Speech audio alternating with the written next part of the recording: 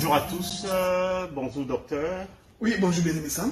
Bonjour frère José. Bonjour frère Sam. Content de vous retrouver encore en direct pour l'émission que maintenant vous avez l'habitude, le ministre face au peuple. Et aujourd'hui nous allons recevoir encore une fois le docteur... Je pense pas qu'on devrait un peu... Attends, on va voir si on peut... Parce que j'ai l'impression qu'on est un peu loin là. Ah, ok. Bon, essayons de le mettre comme ça. Bon, allons voir. Ouais, c'est beaucoup mieux comme ça. Oui. Alors je disais que bon, on reçoit le docteur Adélard, que tout le monde connaît maintenant. Et donc je commencerai par cette question. Docteur, vous avez bonne mine, comment ça va? Mais je vais bien, donc l'hiver s'en vient, comme disent les Québécois. Bon, et quand il fait frais, on se sent un peu mieux parce qu'il ne fait pas très chaud. Ok. Ça fait déjà deux dimanches, docteur, qu'on ne vous a pas vu à Ottawa. Qu'est-ce qui se passe? Vous avez décidé de ne plus de ne plus nous bénir par vos prédications? Non, pas du tout. Comme vous savez que nous avons une autre assemblée à Montréal. Donc, ce qui fait que les deux premiers dimanches du mois d'octobre, je suis à Montréal. Ensuite, je vais aller aux États-Unis. Et quand je rentrerai, le dernier dimanche du mois, je serai encore à Montréal. Donc, je reviens à Ottawa au mois de novembre. Ah, ok, d'accord. Donc, ce qui fait que probablement que les deux prochains samedis, on ne pourra pas vous recevoir non plus pour l'émission. Oui, je crois que le samedi prochain, je serai en partance vers les États-Unis, donc je ne pourrai pas être à l'émission.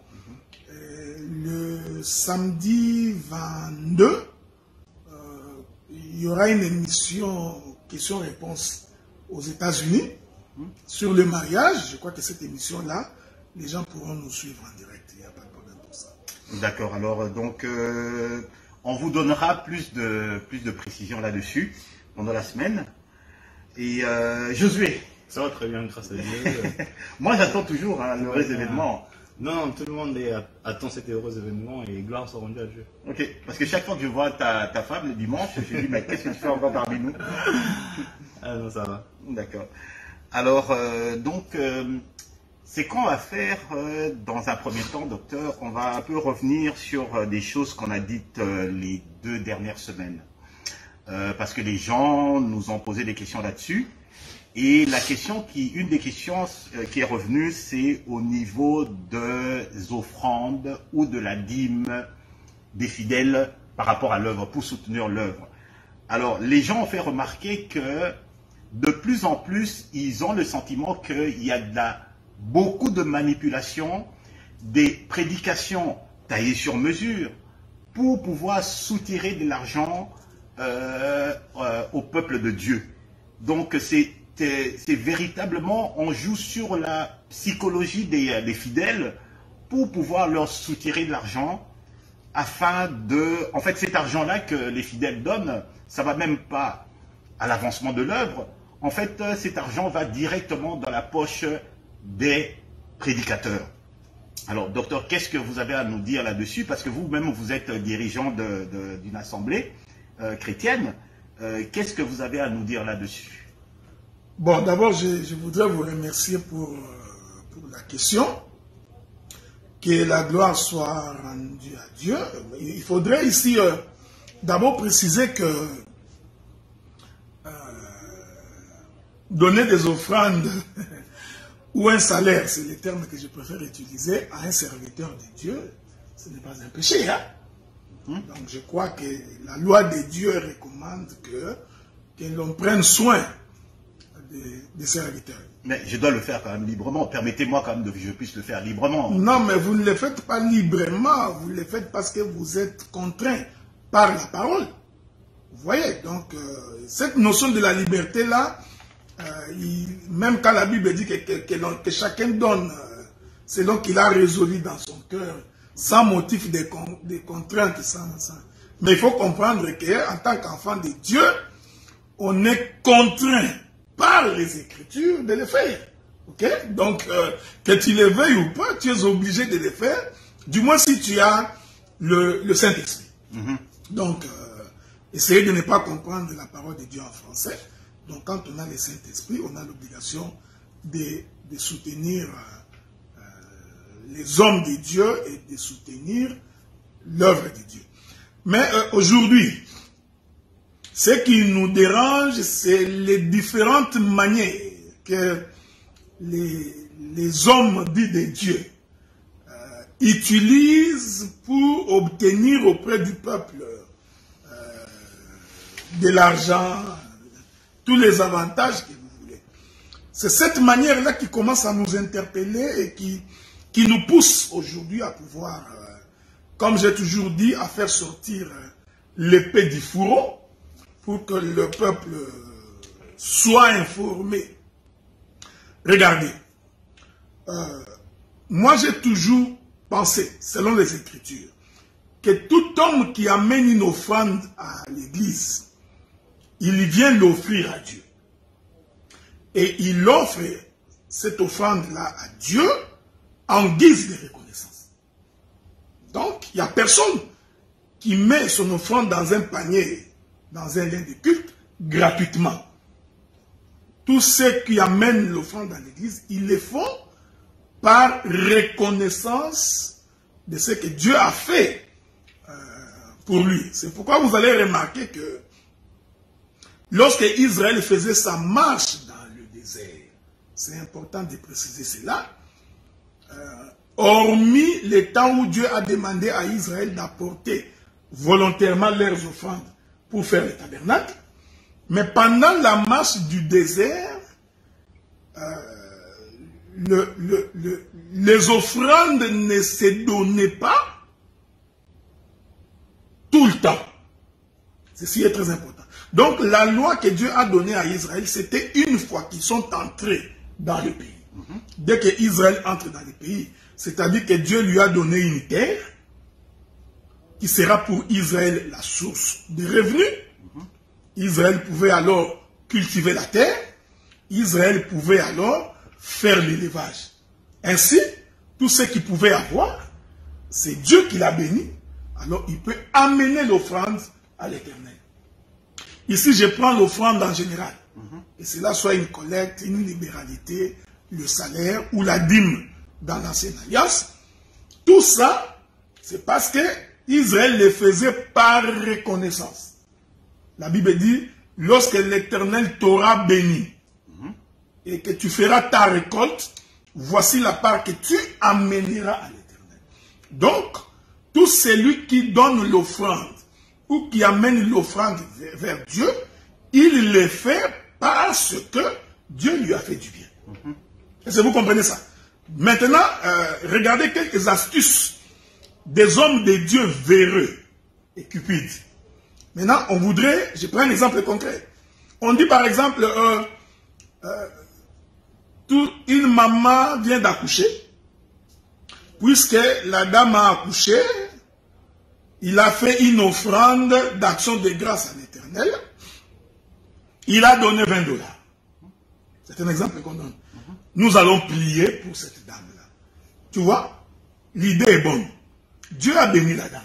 Elle a accouché, elle a un enfant. C'est tout à fait normal qu'elle fasse une offrande d'action de grâce. Mais regardez l'astuce psychologique pour détourner le peuple. Il lance le communiqué, il donne le montant que la sœur a donné. Ensuite, ils font en sorte que nous puissions prier pour cette sœur-là. Okay. Maintenant, qu'est-ce qui va arriver? Les autres couples dans l'assemblée qui vont aussi avoir un enfant vont se dire, ok, donc si j'ai un bébé, pour qu'on prie pour l'enfant, il faudrait que j'apporte mon offrande d'action de grâce. Et lorsque l'on dit que cette offrande d'action de grâce est de 10 $ ou de 20 $, c'est-à-dire que tout celui qui viendra après va se dire par lui-même, si je donne moins de 20 $, la bénédiction. donc ils ont placé de façon astucieuse un barème, un niveau, de telle sorte que tout celui qui aura un bébé viendra, on priera pour lui, il donnera une offrande d'action de grâce dont le montant va être probablement fixé dans sa tête et on annoncera à l'église pour créer un précédent. Comme les juristes disent, on va créer une jurisprudence. Alors que tout celui qui donne l'offrande à l'église il est fait par action de grâce. Oui. Donc, si on doit citer les noms de la sœur, parce qu'elle a accouché d'un enfant, c'est que c'est une bonne chose, au béni les dieux. Si on doit prier pour elle parce qu'elle a donné une offrande d'action de grâce, alors on prierait pour toute l'église. Parce que nous tous qui donnons, nous donnons par reconnaissance. Alors dans ces cas-là, pourquoi ne pas appeler tous ceux qui donnent les offrandes, qu'on puisse prier pour eux? Vous voyez, ce sont des astuces. Si vous ne tirez pas attention, c'est pour détourner le peuple. Je prends un exemple. Je sais que beaucoup de gens probablement ne vont pas aimer ce que j'ai dit, mais nous le disons pour que le peuple soit instruit. Il y a aujourd'hui des églises qui considèrent que l'homme doit donner sa dîme d'un dixième. Okay? Il y a des églises qui en font une loi. Maintenant, ils vont s'arranger pour que ceux qui donnent l'offrande dans les paniers, il faut différencier les offrandes ordinaires et les dîmes. Maintenant, on dit aux gens qui apportent les dîmes, vous mettez votre dîme dans une enveloppe, vous passerez d'abord chez un prédicateur, il prélèvera ta dîme, il va t'imposer la main. Donc, puisque toi, tu as donné la dîme, tu as droit à une imposition de main. Ceux qui n'ont pas donné la dîme, qui n'ont donné que des simples offrandes, ils n'ont pas droit à une imposition de main. C'est du vol. Ce sont des astuces. Vous voyez?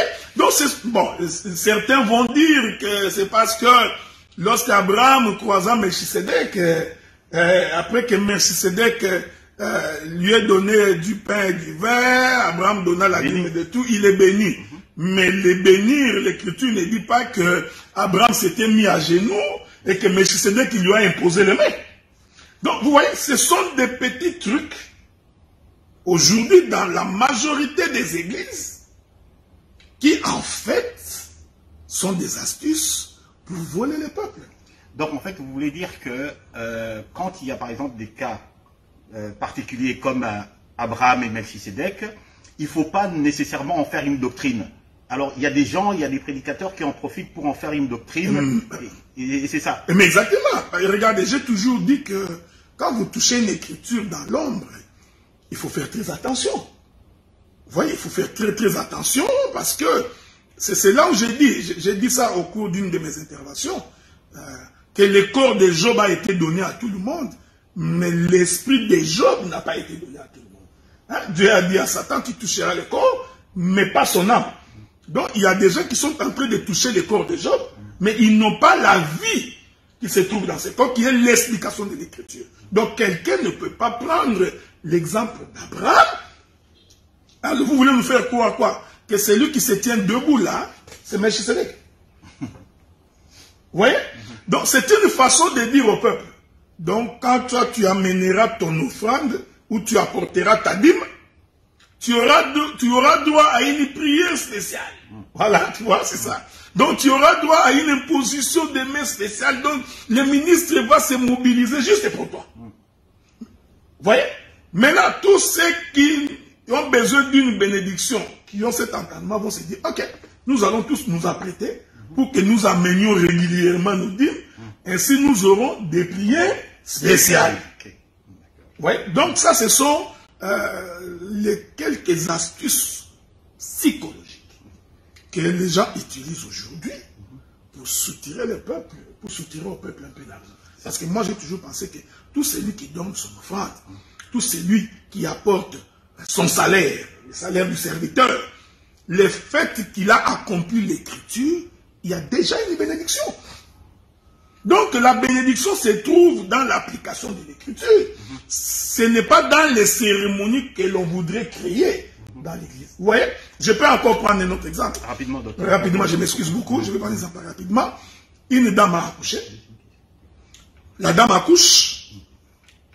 Le pasteur, les docteurs, disons les docteurs, ok? Parce que je suis docteur. Les docteurs font les déplacements. Il va visiter cette dame et son mari à la maison. Il prie. Ils ont prié, non? Ils ont prié pour l'enfant.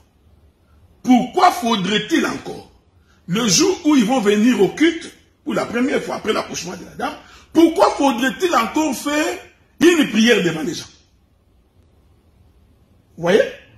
Vous vous posez la question, mais c'est quelle doctrine ça? Nous sommes déjà allés à la maison. Nous avions prié. Nous sommes allés à l'hôpital. Nous avions prié pour cet enfant-là. Pourquoi faudrait-il que dans un moment de culte, que l'on fasse encore une autre prière? Dit-on, on fait la présentation de l'enfant. D'accord. Vous voyez? Et à ce moment-là, on va exiger au peuple, au couple que, bon, ne venez pas me réduire.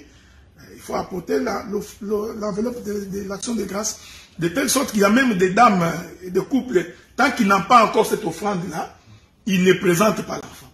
Hein? Il dit, vous ne prierez pas encore pour l'enfant, parce que je n'ai pas encore mon offrande. On a compris. Et Docteur, justement, Josué, on allait dire, il y avait d'autres questions également qui faisaient scandale, justement. Non, en fait, j'aimerais savoir, d'après le docteur, quel est le vrai sens de l'écriture concernant l'offrande? Je n'ai pas bien saisi la question. Quel est le vrai sens selon les Écritures, quel est le sens de l'offrande? L'offrande, c'est la reconnaissance que Dieu t'a donné la terre. Il t'a donné une source de revenus. Il t'a donné le souffle de vie. En plus, mais pasteur, vous avez parlé beaucoup d'un aspect salarial. Okay. Il faut donner au pasteur un salaire. Bon, mais selon l'ancienne alliance, les offrandes, c'était pas seulement financier. Il faut le dire. Oui. Parce que la Bible nous dit que c'était le 1/10 des revenus. Bon, les revenus pouvaient être des revenus agricoles, ou le bétail, tout ça là. Les Lévites, eux, ils prenaient. Mais ce qu'on a remarqué aujourd'hui, c'est que généralement, quand on parle du revenu, bon, ou encore de l'offrande, c'est toujours l'argent. C'est toujours l'argent. Bon, moi, j'ai assisté à un pasteur qui, quand on a amené, on a apporté les fruits, il a dit, est-ce que moi, qu'est-ce qu'on a foutu des fruits? Bon, regardez, d'abord, il faut comprendre qu'aujourd'hui, les systèmes monétaires, hein, faut pas oublier ça. Non, mais reconnaissons d'abord, Est-ce que vous comprenez au moins le désarroi?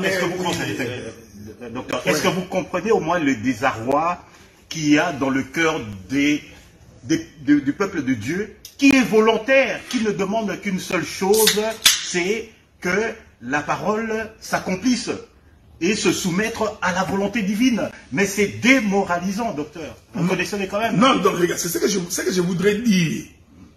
Le système aujourd'hui mondial est monétaire. Donc c'est pourquoi la plupart des gens demandent de l'argent. Mais moi je crois que quand on est véritablement serviteur de Dieu, si vous nous amenez un pantalon, nous prendrons. Si vous nous amenez une chemise, nous prendrons. J'aime ces choses. Si vous nous amenez les fruits, pourquoi on va refuser des fruits? On vous amènera un mouton. Mais regarde, je vais adorer que vous m'ameniez un mouton. Ok? Donc, pour autant, regardez, il y a une chose ici, ce qui s'est passé que lorsque vous êtes en face d'un homme de Dieu qui sert Dieu au milieu de vous, non pas avec l'idée de vous escroquer, vraiment comme un apostolat de façon désintéressée.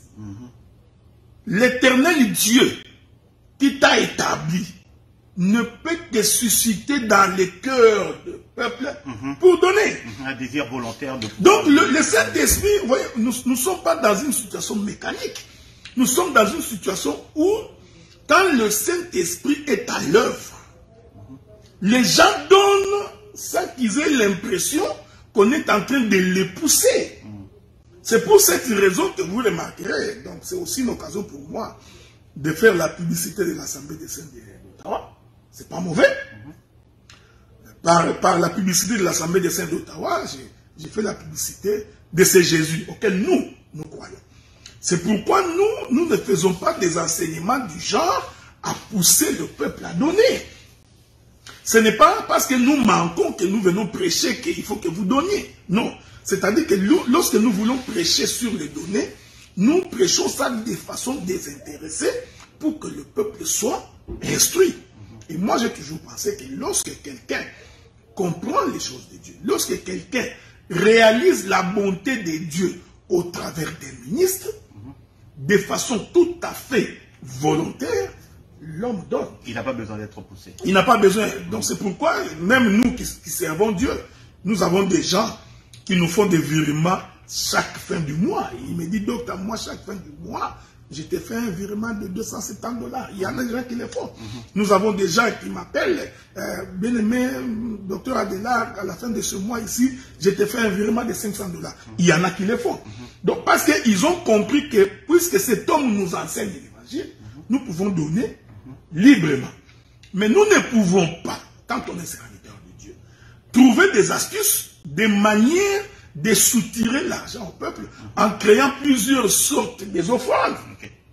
L'offrande des tôles, l'offrande des pieds, l'offrande des maisons, l'offrande des vestes, l'offrande des prophètes. On crée toutes sortes d'offrandes tout simplement pour voler le peuple. Vous comprenez à peu près, donc c'est... En tout cas, moi, le conseil que je vous donnerai, c'est que finalement, lorsque vous n'êtes pas convaincu, ne donnez pas, simplement. Ne donnez pas, posez la question aux hommes de Dieu, parce que vous n'êtes pas obligé de les suivre comme des moutons. Posez la question aux hommes de Dieu.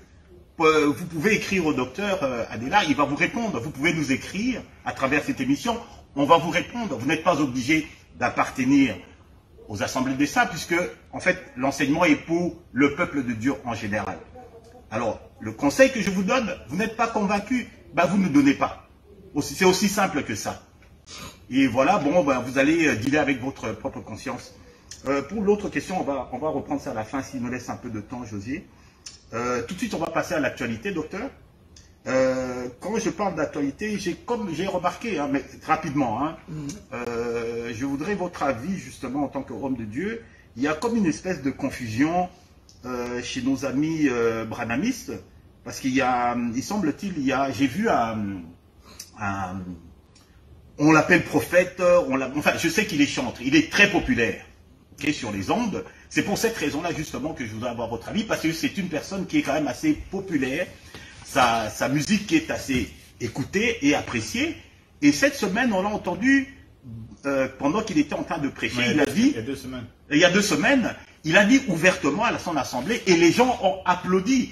Il a dit, je cite, « Je vais vous choquer, moi j'aime Branham encore plus que Jésus. » Alors, il y a des gens qui ont été choqués parce qu'ils ont dit, bon bah écoutez, c'est l'apostasie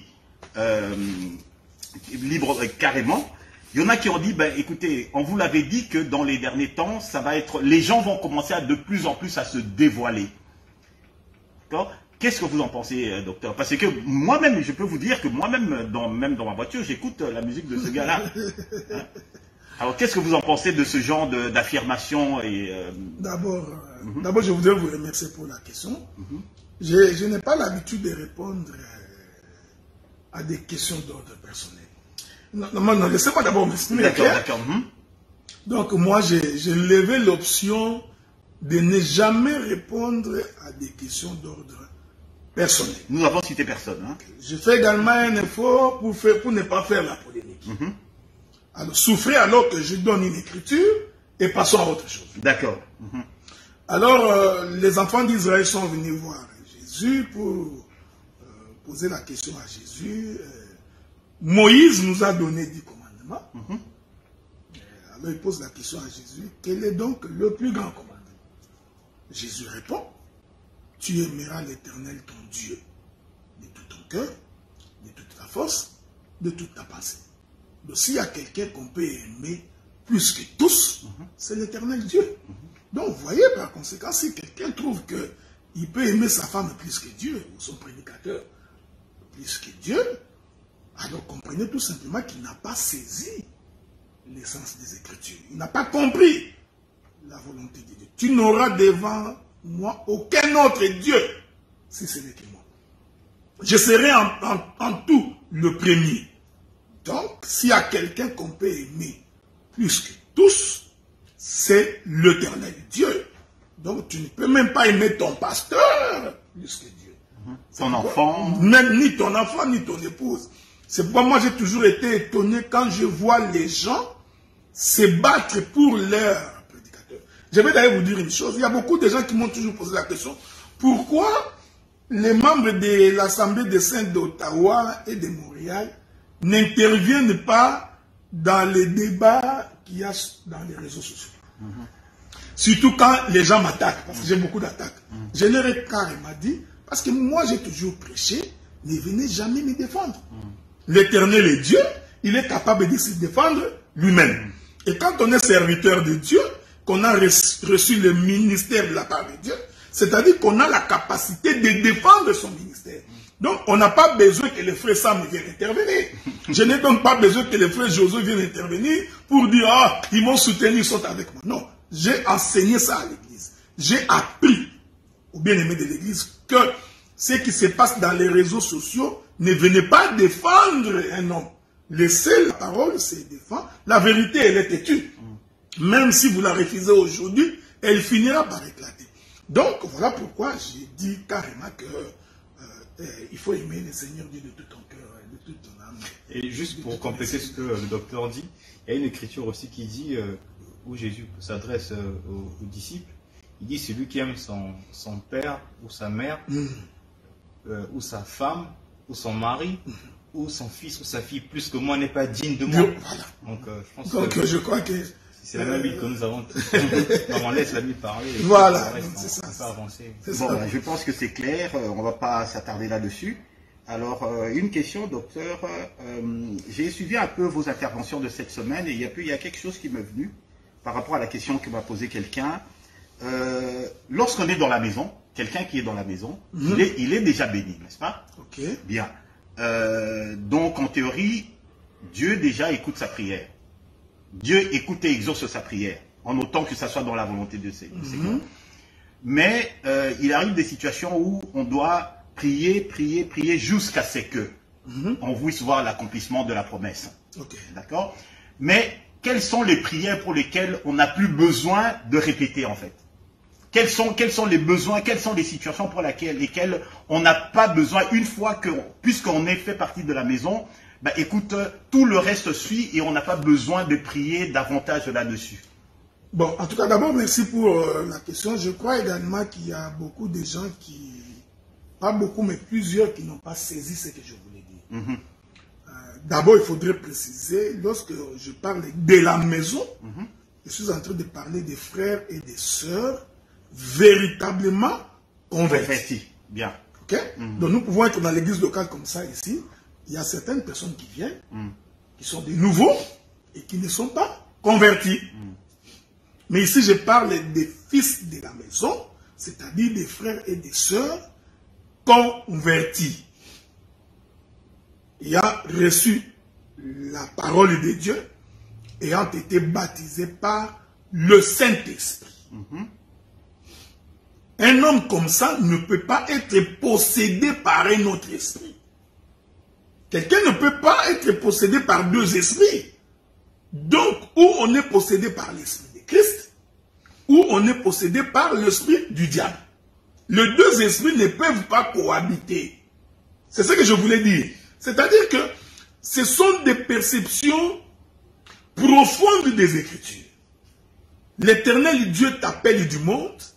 C'est la parole qui te change. C'est la parole qui te transforme. Dieu va ôter la racine du péché en toi. Ce que je voudrais dire ici, cela ne veut pas dire que tu ne vas plus pécher. Ce n'est pas ce que j'ai dit.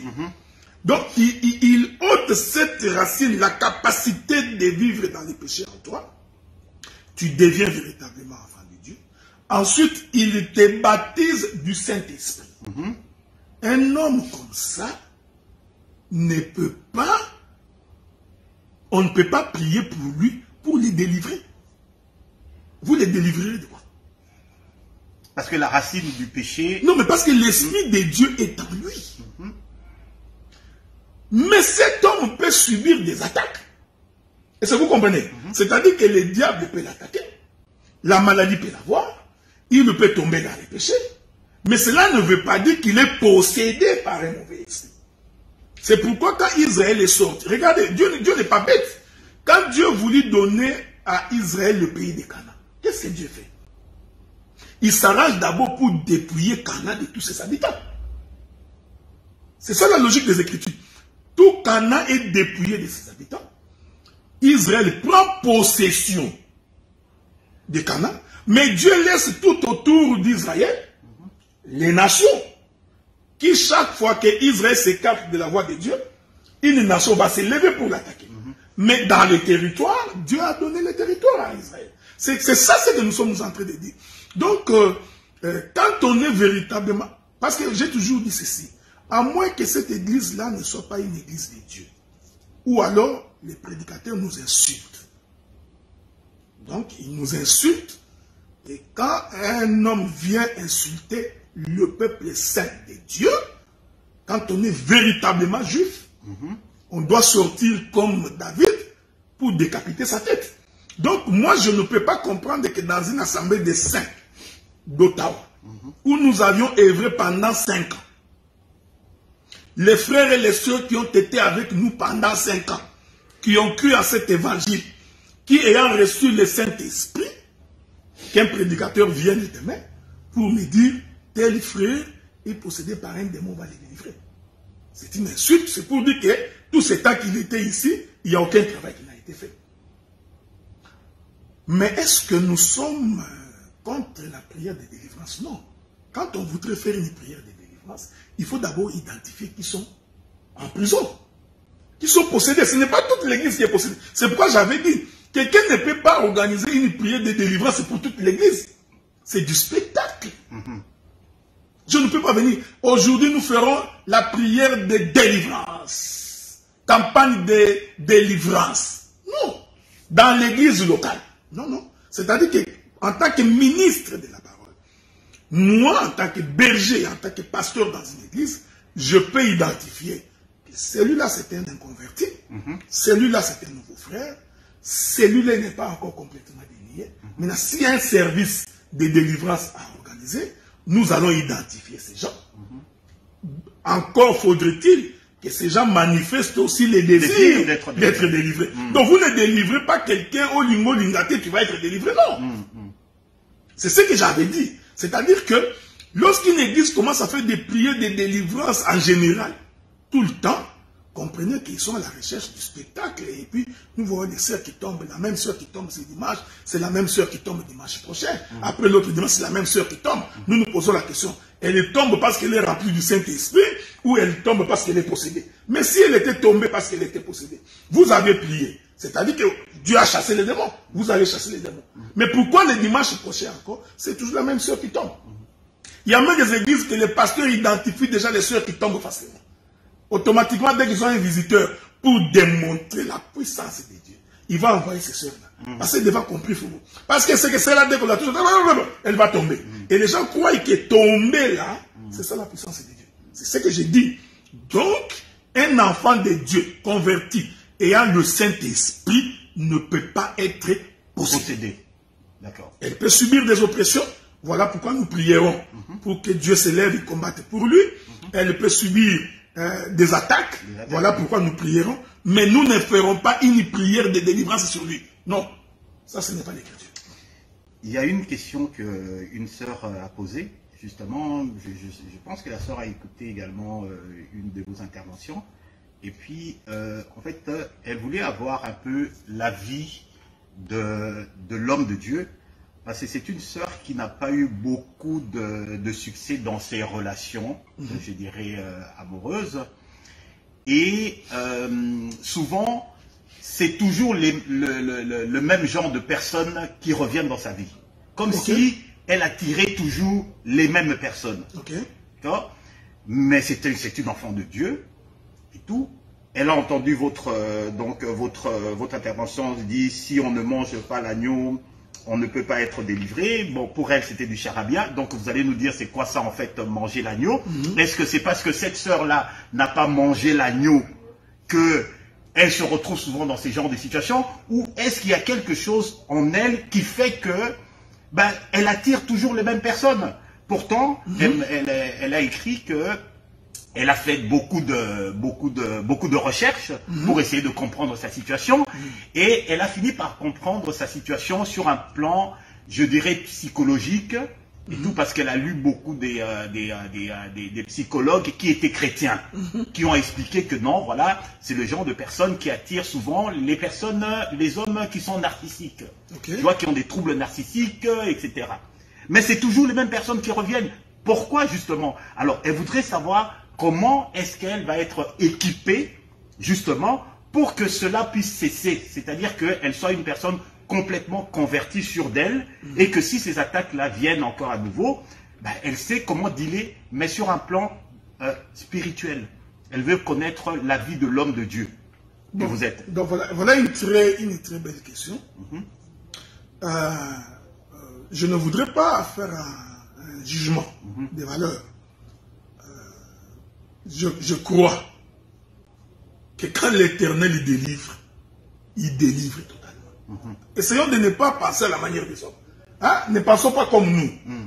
Quand l'Éternel délivre, j'ai dit l'Éternel est Dieu, le créateur du ciel et de la terre. Lorsque c'est Dieu qui te délivre, la Bible dit, vous connaîtrez la vérité vous affranchira, et vous serez réellement libre. Quand le Seigneur dit réellement, parce qu'il sait qu'il y a d'autres libertés qui ne sont pas vraies.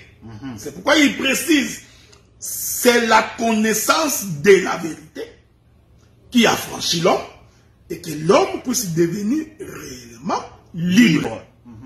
Maintenant, j'ai toujours dit aux bien-aimés, quand vous allez dans une église, commencez par observer la chair. Il faut d'abord observer la prédication qui est annoncée. Il faut observer l'enseignement qui est donné.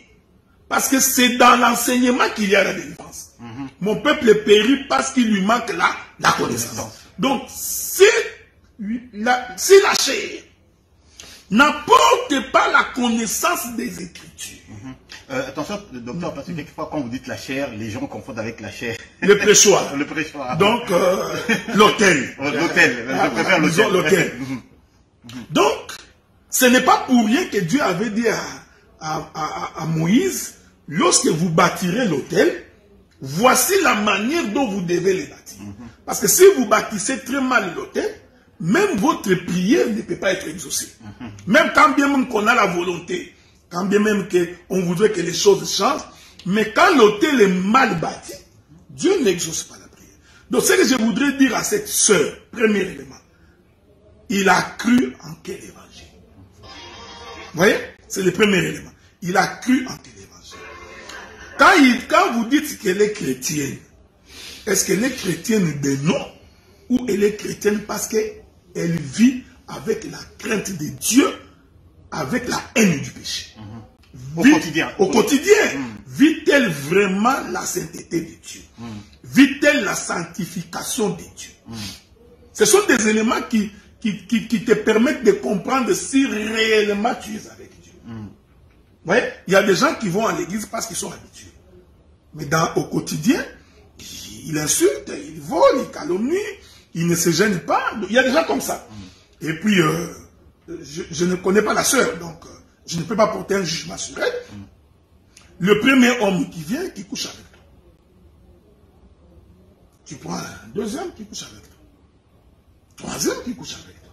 Nous comprenons que tu n'as pas l'enseignement. C'est comme ça que tu es en train d'attirer les mêmes genres de personnes. Vous voyez? Donc, c'est ce que je voudrais dire à la sœur. C'est qu'il faudrait d'abord qu'elle vérifie. Elle va dans quelle église? Quel est l'enseignement qui est donné? Quel est le modèle qu'on prêche là-bas? Ça, c'est un élément. Deuxièmement, quel est l'enseignement que l'on donne sur le mariage? Qu'est-ce qui est enseigné? Vous voyez? Donc, à ce moment-là, ça nous permettra de comprendre quand la femme a cru au Seigneur, avait-elle véritablement cru? A-t-elle vraiment abandonné le monde? Ouais. Ici, je ne voudrais pas dire que tu ne vas pas pécher. Donc, ça peut arriver que tu pêches. Dans la faiblesse de la chair, ça peut arriver que tu tombes. Donc, nous bronchons tous d'une manière ou d'une autre. Ici, je parle de quelqu'un qui a la vie du péché. C'est-à-dire qu'aller dans une boîte de nuit chaque week-end, ça ne les dérange pas. Il trouve que c'est correct. Qu'il lui fasse l'escroquerie, sa conscience ne lui dit rien. Qu'il calomnie ou qu'il insulte, donc tu vois, ça c'est quelqu'un qui, quand bien même qui vient à l'église, c'est pas un chrétien. C'est pas une chrétienne. Et là, nous comprenons qu'il est encore sous le coup de la malédiction. C'est là où j'avais dit, des gens comme ça, même si nous les voyons à l'église pendant 20 ans, en réalité, c'est toujours un inconverti. C'est pourquoi Le problème, c'est le prêchoir. Quand nous sommes dans une église où aucun prédicateur ne place le marteau sur le péché. Toutes les prédications, c'est Dieu va te guérir, va te sauver, l'Éternel Dieu va te bénir. Mais la personne que l'on bénit vit dans la débauche. La personne que l'on bénit vit dans les désordres. C'est un ivrogne, mais on dit à cette personne que Dieu va le bénir. Vous comprenez qu'un tel individu, c'est tout à fait normal que les choses ne puissent pas marcher. Maintenant, parce que laissons-nous parler avec les Écritures. Quand nous prenons Psaume chapitre 1er, la Bible dit « Heureux l'homme qui ne marche pas selon les conseils des méchants, qui ne s'assied pas en compagnie de nos cœurs, mais qui trouve son plaisir dans la loi de l'Éternel, qui la médite nuit et jour. » Donc toute sa vie, c'est Dieu. L'Écriture dit « Il est comme un arbre planté près d'un courant d'eau, qui donne son fruit en sa saison, et dont les feuillages ne se flétrit point. » L'Écriture continue. Tout ce qui lui fait lui réussir. Donc, moi j'ai la foi que c'est lui qui est attaché à Dieu. Même si aujourd'hui tout n'est pas rose, mais il verra par lui-même qu'il est en train d'avancer pas à pas, sa condition devient de plus en plus meilleure jusqu'à l'enlèvement. Mais si vous stagnez, la chose à vérifier, c'est ta foi. C'est ta relation avec Dieu. Qu'est-ce qui s'est passé? Et si vous vérifiez bien, si vous fouillez très bien, vous verrez qu'en réalité, ce n'était pas la bonne conversion. Voilà. Okay, tout est une question de conversion. Exactement, toute une question de conversion. Ok, et puis donc, comme je vous ai dit, ça semble être du charabia. Qu'est-ce que c'est que si on ne mange pas l'agneau, on ne peut pas être délivré? Vous pouvez brièvement expliquer ce que ça veut dire? J'aime cette question-là parce que je l'avais dit la fois passée. Regardez. Israël était en Égypte pendant 4 générations. L'Éternel envoie Moïse pour délivrer Israël. La mission de Moïse en Égypte n'était pas pour qu'ils aient des maisons. Non. Parce que dans tous les cas, ils habitaient dans des maisons. Et je crois même qu'ils mangeaient bien. Parce que quand ils sont arrivés en chemin, ils ont dit pourquoi tu nous as amenés ici alors qu'on était bien là-bas, on mangeait la viande, les concombres. Vous voyez? Donc, pour ce qui est de manger là, Israël, quand bien même qu'il était en Égypte, mais il mangeait bien. Ce sont des éléments importants quand on enseigne la parole. Donc Moïse n'est pas allé en Égypte pour faire la démonstration des miracles. Non. C'est pourquoi aujourd'hui nous avons les gens, vous placez la charrue avant le bœuf. Hein? Les gens placent les miracles avant la parole. Quand un prédicateur place les miracles avant la parole, comprenez qu'il est entré par la fenêtre. C'est quelqu'un qui ne comprend pas la voix de Dieu. Quand Dieu envoie Israël en Égypte, la mission de Dieu, c'était que Israël puisse sortir. C'est-à-dire que tous les 9 premiers miracles que Moïse avait fait en Égypte n'avaient aucune autre mission que celui qui est esclave sorte. C'est pourquoi j'avais dit au cours d'une intervention, quand Dieu opère un miracle dans la vie d'un païen, l'objectif doit être que cet homme se convertisse. Ce n'est pas pour lui faire plaisir, pour qu'il puisse avoir des enfants. Non, non, non, non. Si c'est Dieu, vous comprenez? C'est pourquoi un jour il a dit aux Juifs, si vous ne croyez pas à ce que j'ai dit, si vous ne croyez pas, croyez du moins par rapport à ce que vous voyez. C'est-à-dire que les miracles que vous voyez doivent vous amener à croire. Vous comprenez ça?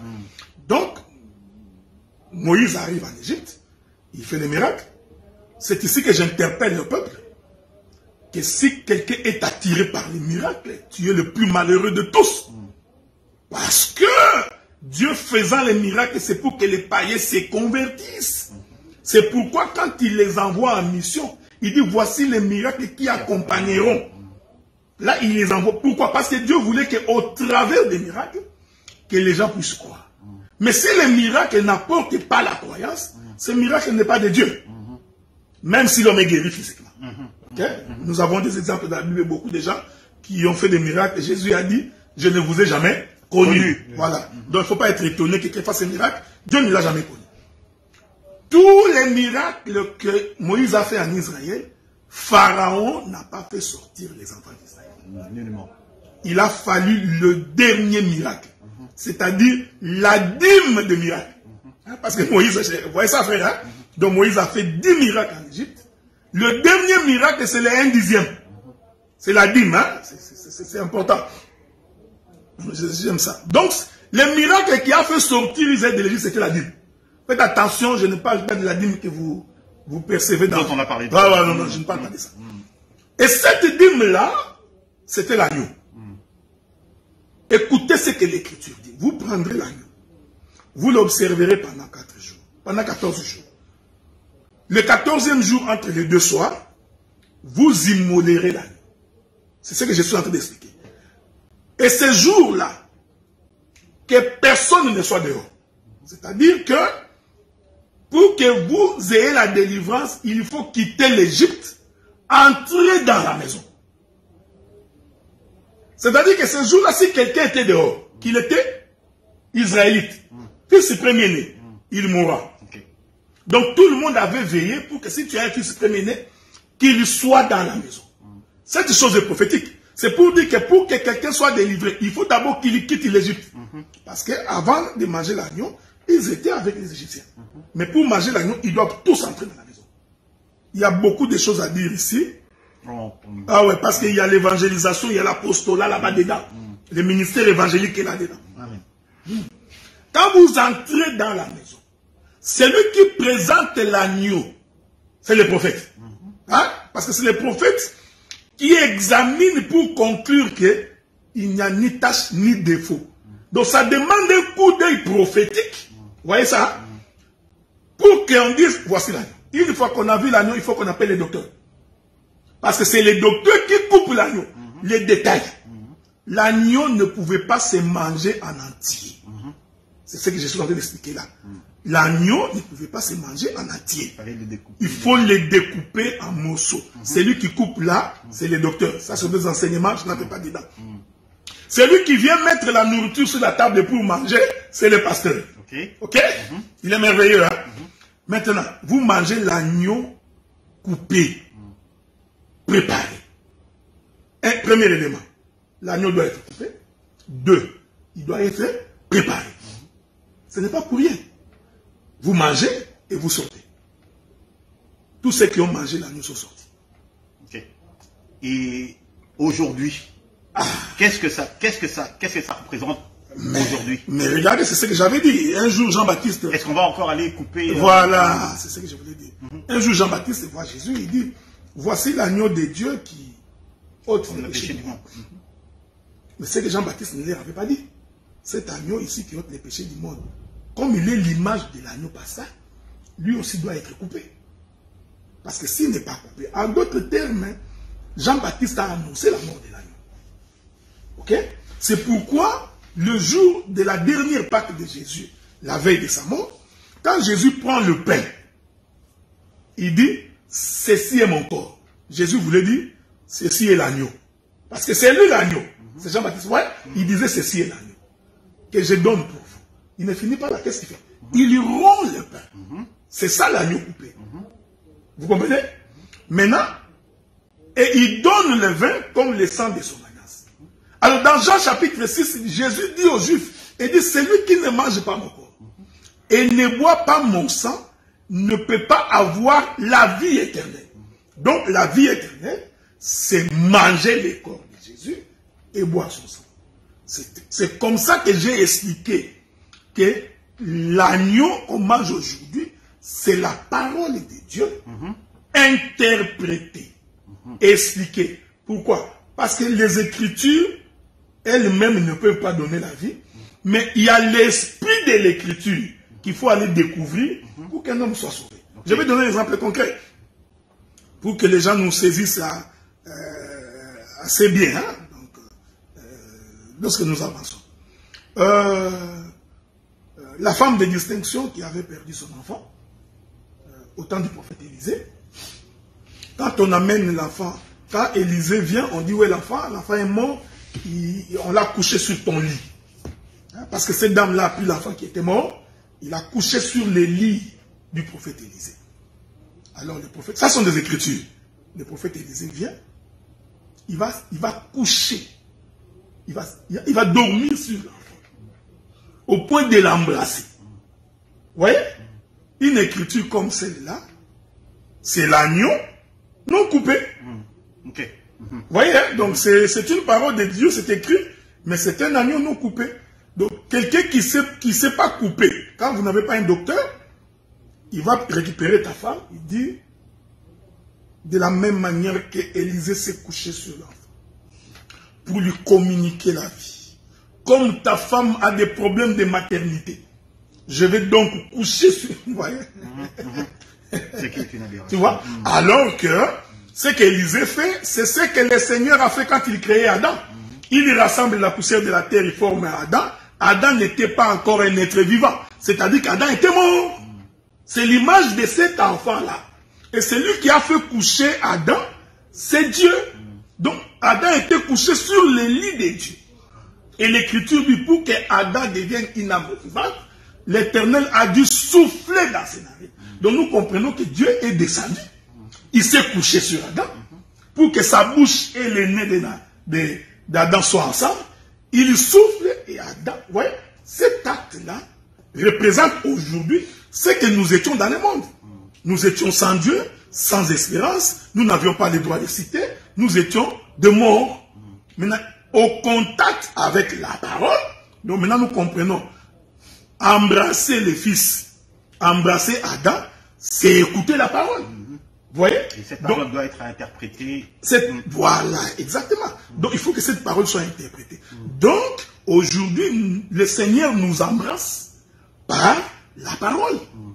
Je vais encore donner notre exemple. Le Seigneur entre dans la chambre haute, il trouve les disciples, il leur dit, il souffla sur eux, il dit, recevez l'Esprit. Que Dieu vous bénisse, hein? C'est très important ce que j'ai dit. Un aventurier va se lever devant les gens, recevez l'Esprit. Comme Jésus l'a fait, lui aussi, vous voyez, c'est ce que je vous ai dit, vous êtes enfant des aventuriers, tu verras également, soufflez ici, les gens tombent, on dit que c'est la puissance de Dieu. Mais ça, il faut être un disciple de Jésus Cato. Il faut vraiment être un aventurier pour prêcher comme ça. Et, les gens tombent, les miracles de Dieu, tout le monde. Non! Écoutez l'évangile, frère. Quand vous ne connaissez pas ces choses, nous vous demandons d'être humbles. Le jour où l'Éternel a détruit la terre par les eaux de déluge, la Bible dit que Dieu jura par lui-même que l'âge de l'homme sera de 120 ans. C'est ce que Dieu a dit. Il dit que l'âge de l'homme sera de 120 ans. Ici, je voudrais dire que l'âge d'Adam, c'était 120 ans. Je sais que tu vas me dire que Adam est mort à 930 ans, il restait 70 ans. Ça je sais. Restez dans... Je reste dans... Oui, restez dans... Merci beaucoup. Ici, je voudrais amener pour que les gens comprennent que c'est quoi manger l'agneau.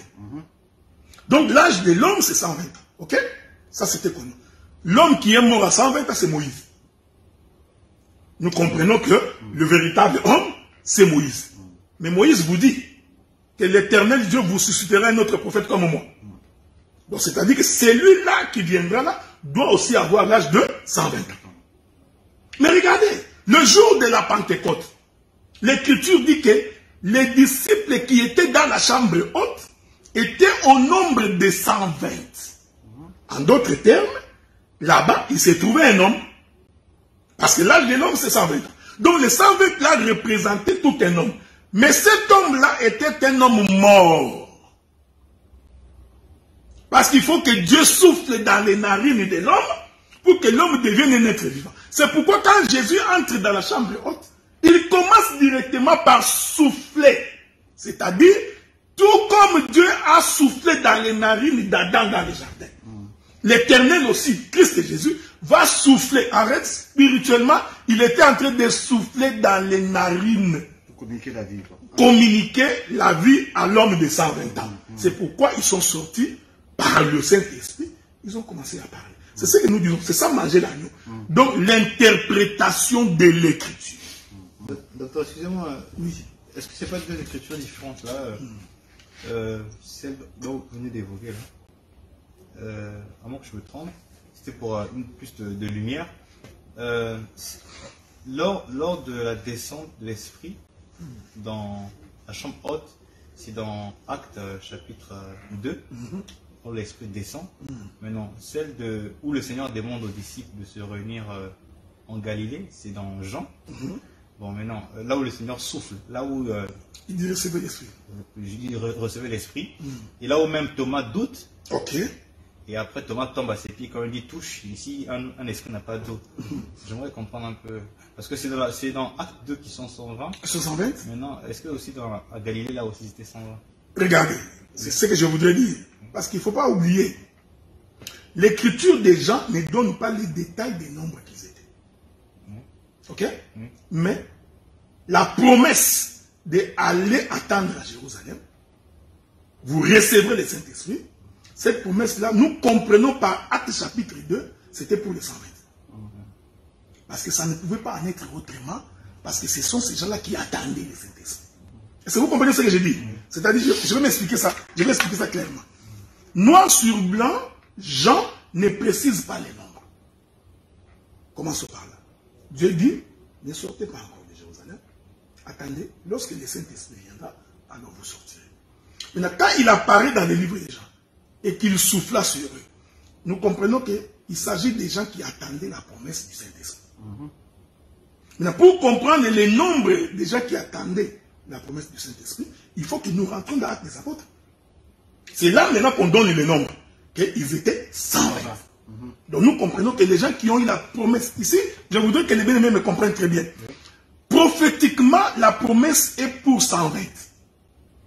Pourquoi? Parce que c'est l'âge de l'homme. Dieu ne peut pas se contredire. C'est l'âge de l'homme. C'est pourquoi tu vas remarquer que même quand ils sont sortis pour annoncer l'évangile, la Bible dit Pierre est le 11, qui fait le chiffre 12, qui est la dîme des 120. Donc, de n'importe quelle manière, il ne pouvait être que 120. Parce que ça renferme la pensée de l'écriture. C'est pourquoi même quand on faisait l'autel, on était obligé de faire l'autel avec 12 pierres. Et c'est sur 12 pierres qu'on mettait les sacrifices. Donc les sacrifices n'étaient pas sur 13 pierres, sur 12. C'est là, parce que la pensée, c'est toujours l'homme. Donc cela veut dire aujourd'hui, logiquement, l'homme qui reçoit le Saint-Esprit, il représente le chiffre 12. D'accord, tu as une autre question dans cette même dynamique-là. Pas trop dans les on va rester, on va marcher, on va continuer à marcher. Lui, il adore les révélations. Non. Parce que les gens qui nous écoutent, bon, ils n'aiment pas trop qu'on puisse aller dans les hauteurs. Bah d'accord, très bien. Docteur, c'est une précision que j'aimerais avoir. Vous avez parlé de la scène qui s'est passée dans la salle de la Sainte Seine. Le pain, c'est l'agneau, vous avez dit. Ok. Le pain, c'est l'agneau. Et le sang, plutôt le vin, c'était le sang. Le sang de l'agneau. Bon, maintenant, est-ce que vous êtes pour ou non pour la cérémonie de la célébration de la Sainte Seine? Oh non, je suis tout à fait d'accord qu'aujourd'hui, l'Église a l'obligation de célébrer la Sainte Seine. Tout simplement parce que les apôtres l'ont fait. Le livre des Corinthiens confirme que les apôtres ont célébré la Sainte Seine. Et nous croyons, et lorsque nous la célébrons, c'est avec un pain sans levain et avec du vin. D'accord, très bien. Donc ce n'est pas avec du coca, avec un gros pain. Ni avec du jus de... Ni avec... Très bien. Merci beaucoup. C'est ça.